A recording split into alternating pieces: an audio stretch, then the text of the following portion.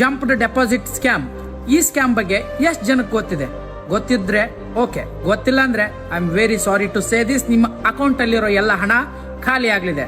ಈ ಸ್ಕ್ಯಾಮ್ ಅಲ್ಲಿ ಏನಾಗುತ್ತೆ ಅಂದ್ರೆ, ಒಬ್ಬ ಸ್ಕ್ಯಾಮರ್ ನಿಮ್ಮ ಅಕೌಂಟ್ಗೆ ಹಣವನ್ನ ಹಾಕ್ತಾನೆ. ಆ ಹಣ ಬರ್ತಿದ್ದ ಹಾಗೆ ನಿಮಗೆ ಒಂದು ಮೆಸೇಜ್ ಬರುತ್ತೆ, your account has been credited to ಒಂದೇನೋ ಅಮೌಂಟ್, 1,000 2,000 3,000 ಅಂತ ಮೆಸೇಜ್ ಬರುತ್ತೆ.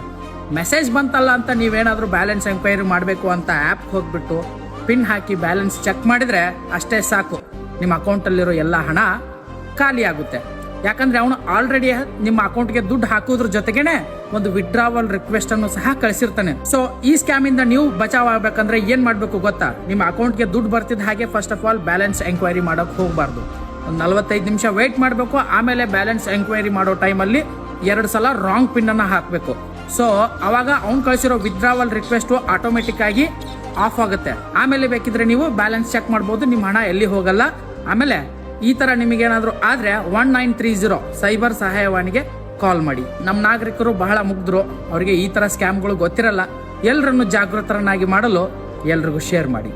ಧನ್ಯವಾದಗಳು.